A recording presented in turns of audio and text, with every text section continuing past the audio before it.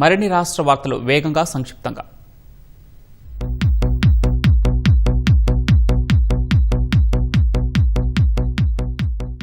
నిర్మల్ జిల్లా కడెం ప్రాజెక్టు నుంచి ఆయకట్టు సాగుకు కుడి ఎడమ కాలువలకు ఖానాపూర్ ఎమ్మెల్యే వెడ్మ బొజ్జు సాగునీరు విడుదల చేశారు. కడెం ప్రాజెక్టు వద్ద ఉన్న మైసమ్మ ఆలయంలో ప్రత్యేక పూజలు చేశారు. అనంతరం ఎడమ కాలువకు 600, కుడి కాలువకు 12 క్యూసెక్ల నీటిని విడుదల చేశారు. కడెం ఆయకట్టు రైతులు నీటిని వృధాగా పోనివ్వకుండా పొదుపుగా వాడుకోవాలని ఎమ్మెల్యే సూచించారు.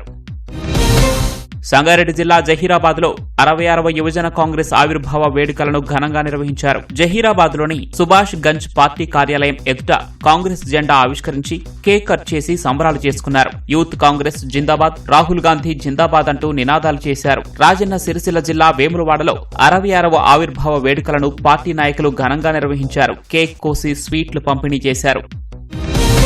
ఖాళీగా ఉన్న ప్రభుత్వ ఉద్యోగ నోటిఫికేషన్లు విడుదల చేయాలని హైదరాబాద్ ఆర్టీసీ క్రాస్ రోడ్డు వద్ద నిరుద్యోగులు ధర్నా చేశారు. కాంగ్రెస్ ప్రభుత్వం వచ్చి 3 ఏళ్లు కావస్తున్నా నోటిఫికేషన్లు ఇవ్వట్లేదని మండిపడ్డారు. ఎన్నికల సమయంలో ఇచ్చిన హామీలను నెరవేర్చాలని డిమాండ్ చేశారు. ఢిల్లీలో జరిగే ధర్నాలపై మాట్లాడే రాహుల్ గాంధీ, రేవంత్ రెడ్డి రాష్ట్రంలో నిరుద్యోగులపై ఎందుకు పట్టించుకోవట్లేదని ప్రశ్నించారు. మహనీయుల ఆశయ సాధన కోసం ప్రతి ఒక్కరూ కృషి చేయాలని ప్రభుత్వ వైప్ డోర్నకల్ ఎమ్మెల్యే రామచంద్రు నాయక్ కోరారు. మహబూబాబాద్ జిల్లా సిరోల్ మండలం కంపల్లిలో అంబేద్కర్, జ్యోతి బాపులే, బాబు జగ్జీవన్ రామ్ విగ్రహావిష్కరణలో పాల్గొన్నారు. ఆదర్శ సమాజం కోసం అంతా కలిసి పనిచేయాలని ఎమ్మెల్యే పిలుపునిచ్చారు. ఎన్నికల్లో ఇచ్చిన హామీలను అమలు చేయకుండా కాంగ్రెస్ ప్రభుత్వం గాలికి వదిలేసిందని సిపిఐ జాతీయ సమితి సభ్యులు హేమంతరావు విమర్శించారు. సిపిఐ జనచైతన్య యాత్రను ఖమ్మం జిల్లా మధిర మండలంలోని పలు గ్రామాల్లో నిర్వహించారు. పలు చోట్ల అరుణ పతాకాలను ఆవిష్కరించారు. ఉచిత బస్సు మినహా ఏ ఒక్క హామీ అమలు కాలేదన్న ఆయన రుణమాఫీ అసంపూర్తిగానే జరిగిందని విమర్శించారు. కరీంనగర్ జిల్లా గంగాధరలో నారాయణపూర్ జలాశయం భూ నిర్వాసితులు సీఎం రేవంత్ రెడ్డి చిత్రపటానికి పాలాభిషేకం చేశారు. పరిహారం కోసం 20 కోట్లు మంజూరు చేయడంతో కృతజ్ఞతలు తెలిపారు. మెట్ట ప్రాంతాల సస్యశ్యామలానికి కృషి చేశారని కొనియాడారు. భారీ నీటిపారుదల శాఖ మంత్రి ఉత్తమ్ కుమార్ రెడ్డి, చొప్పదండి ఎమ్మెల్యే మేడిపల్లి సత్యం చిత్రపటాలకు క్షీరాభిషేకం చేశారు.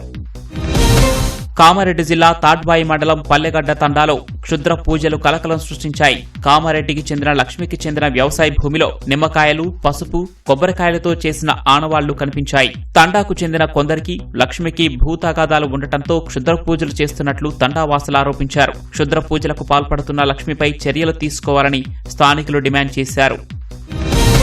మహిళా వైద్యుల రక్షణకు ప్రత్యేక చట్టాలు చేయాలని భద్రాచలంలో వైద్యులు నిరసన ప్రదర్శన చేపట్టారు.